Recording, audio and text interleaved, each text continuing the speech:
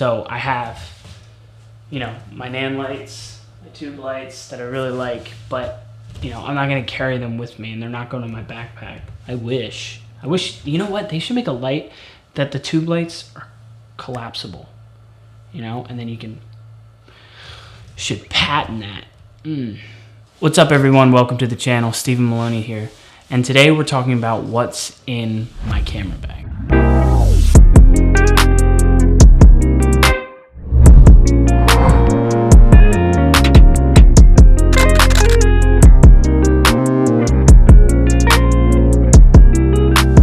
So I know there's a lot of filmmakers out there and a lot of them have done videos like this, but we can never have too many gear videos, and let's be honest, I think it's everybody's favorite topic. So right off the back, let's talk about cameras. So the R5C is my main cam. It's what I'm shooting on right now. Yes, I'm a Canon boy.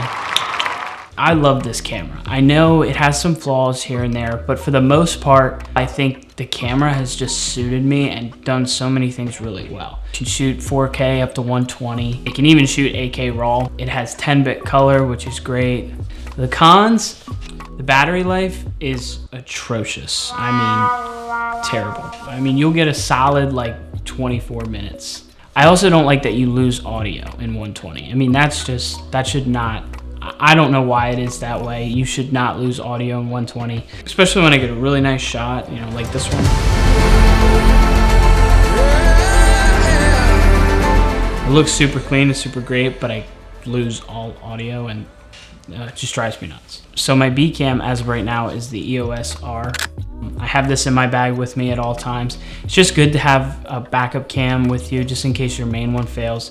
And if you don't have one, you're just kind of walking a pretty thin line, because then you don't have any options if your first cam goes down. So it's really good practice to have two in there. So lens wise, I pretty much just have two main lenses in my camera bag. The one would be the Canon 24-70 EF f2.8.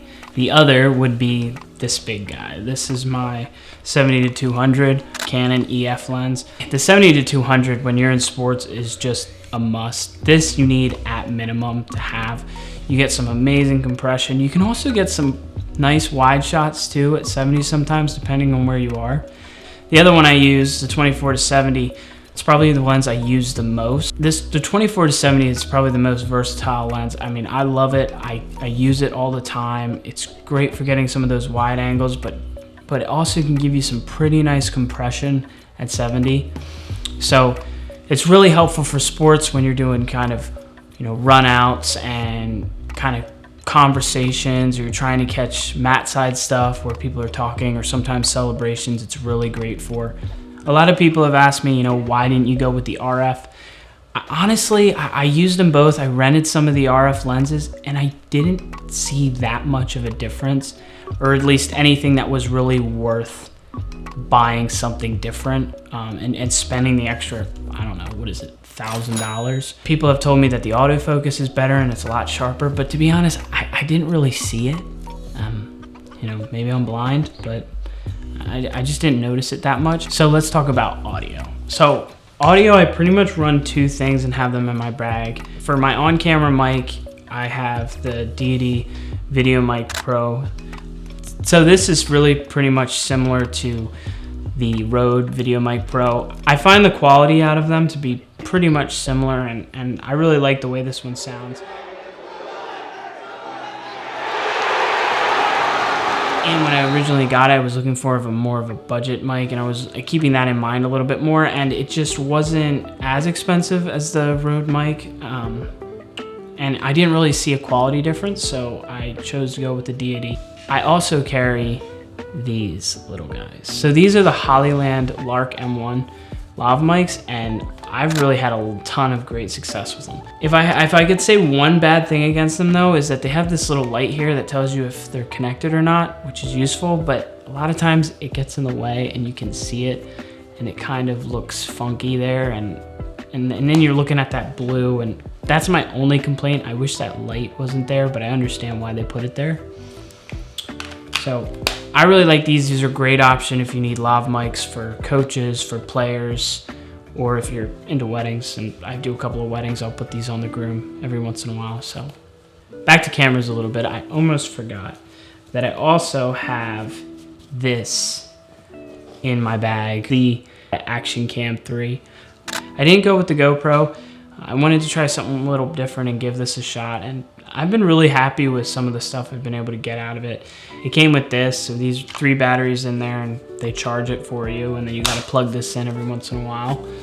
I use this for kind of behind the scenes stuff sometimes, but sometimes every once in a while I'll clip it right to here on my 70-200. Quality is not the same, but it still works great, and if you need that shot, you always have a backup here to utilize. So I'll take this piece right here, it's just a clip, and clip it right there, and then I can rotate this, and then I'll take my Action Cam and I'll snap it right on there, and we're good to go.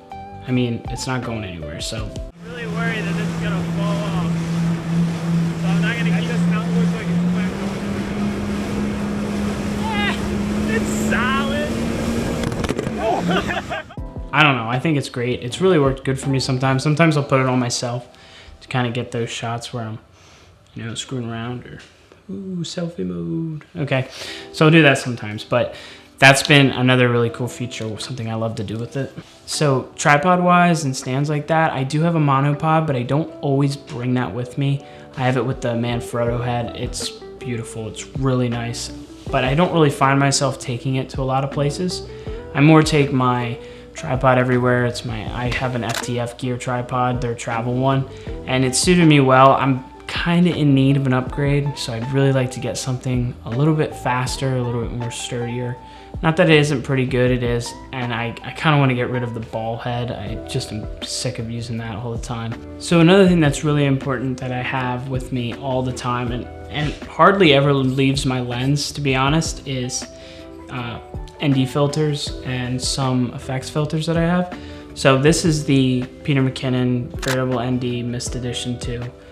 I love this thing. I use it all the time. I have it on right now, and I have 2 of them, and I put them on both my cameras all the time. I don't always use them indoors, but sometimes I can, which I really, really like to use, because this is just a 2 to 5 stop. I would suggest buying one, just spend the money. I know it's like $250 or $280, whatever it is, but you will not regret it, and you'll use it all the time. So this is another thing I like to have. This is the Tiffen Black Pro Mist. I think it's the 1/4. I really like this thing. It looks really great, and for stylistic reasons, it's really nice to have if you're getting, sometimes you want a more gritty look, I think. But it blooms those highlights really well. I do find that sometimes it can be a little much, especially if you're outside and you got the sun right there. You can really, I think, bloom it too much. I don't know if you can see if I, let me move it over. So see, it kind of blooms it there, and then whoop, whoop, whoop, whoop. So it's a big stylistic option, and it looks great. I kind of wish I had the 1/8, but the 1/4 looks really nice too. Remember how I told you how the R5C's battery life is just atrocious? Well, I bought this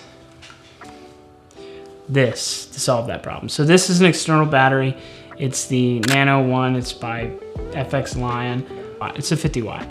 So it's actually the lowest one you can get. I think it was like $200, something like that. This pretty much runs my camera for, I don't know, I'd say probably continuously for 4 to 5 hours if I'm continuously shooting.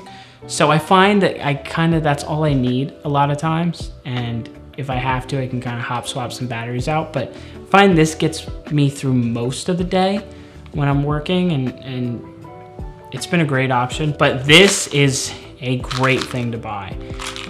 It's just all these little tiny screws for your rig, just in case you lose them, because trust me, you will lose them. Whether you lose them in your bag and they fall out, but it's just super nice to have this on hand. Along with that, I also have another bag, and this just has all my Allen keys in it, all my different sizes that I need. I have a couple of extra screws in here as well.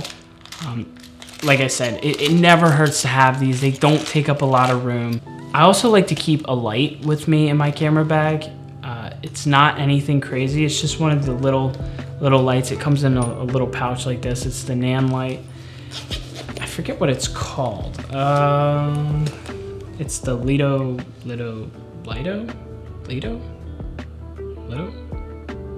I don't know. You decide. It's the LitoLite. Basically, this little light has worked out really great for me.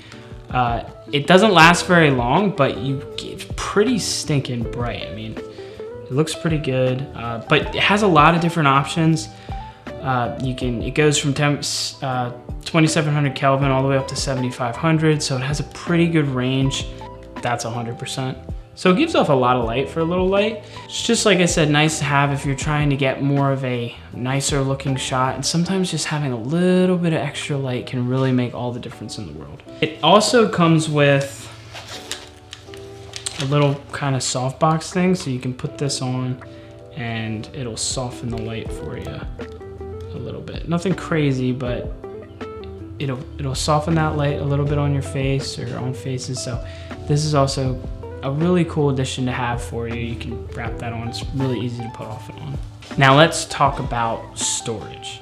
Okay, so I almost exclusively shoot at 4K. So I have this nice rigid case, or Ruggard case, I'm sorry. I have this nice Ruggard case that I put in my bag. It carries 3 CF Express cards, and then you can have your SD cards on the other side, and you can have some mini SDs as well, micro SDs. I have 2 ProGrade 128 gigabytes, and then I also have a 256 gigabyte. I just recently bought a Lexar one as well. I've been trying that out too. I've never had them fail on me, so pretty much partial to those at this point. So, but they are outrageous. I almost just wait till BH Photo has a sale on them, and then I just buy them when they have the sale. But speaking of expensive, I always have one of these in my camera bag as well. This is the SanDisk 2 terabyte Extreme Pro SSD. It's really nice, super portable, it's small, it's super fast. So here's a fun accessory that I like to have with me. This is the Peak Design camera clip, and it is super nice. It's a little pricey, but man, I use it all the time and I love it. And then you can hook it to your belt, you can hook it up here to your backpack strap, wherever you want to, and it basically just sits there. And it's super secure. You can also lock it into place and it won't move. I mean, even if it's not locked, unless you push that button in, it's not moving. I've taken this on hikes, like Adirondacks, and hiked with it and been bent over and jumping and falling, and it has not come off. So I would highly recommend one of these. Don't leave this out. Make sure you carry a notebook in your backpack or something, you know, to write your storyboards in, your shot list, things like that, and just business notes in general, like where you drove, your mileage, and just make sure you have those things, you know, write-offs. But you make sure you document and you keep track of all your money that you're spending or not spending. Lastly, let's talk about my actual bag, okay? Because I don't want to leave this part out. So I've had a couple different bags, and I couldn't really find one that I really liked, but this one recently I've really enjoyed using, and I don't think I'll be switching anytime soon. So I know some people are like, oh, you should get the Peter Mckinnon bag. Yeah, well, that would be great if I got one for free, but I don't want to spend $500 on a camera bag. As much as I like Peter Mckinnon and he is the GOAT, I can't justify spending that kind of money on a bag. But this was on sale, actually, at BH Photo. This is the Case Logic bag. I think it's the 35 liter, 40, I forget. I think it's a 35 liter. But I really like this thing. It's black. One of the nicest things about it is the fact that when you set it down, it has this like hard bottom, right? When you set it down, it doesn't just fall over. As I say that, it falls over. But when you set it down on a normal surface, not just your knee, it doesn't just fall over, right? So it has stability on the bottom. It keeps it from just rocking to its back or anything. So you got a lot of pockets. You got one up here. I normally put my like ND filters up in here. You got a nice pocket in the front for, you know, your passports and things like that you need. And then it has a really big really big and really nice and open inside there. Let's see it. There we go. So, I mean, I like it. I think it gets the job done. It's pretty big. I can fit everything I need to in here, so I don't really see myself switching from this in a while, but who knows? I like to spend money, so that's pretty much it. If you like this video and you want to see some like this, or you want to see something similar, or you want to see what lighting I use or things like that, let me know in the comments, and subscribe to my channel if you want. It always helps out. And check out some of my other work if you want to.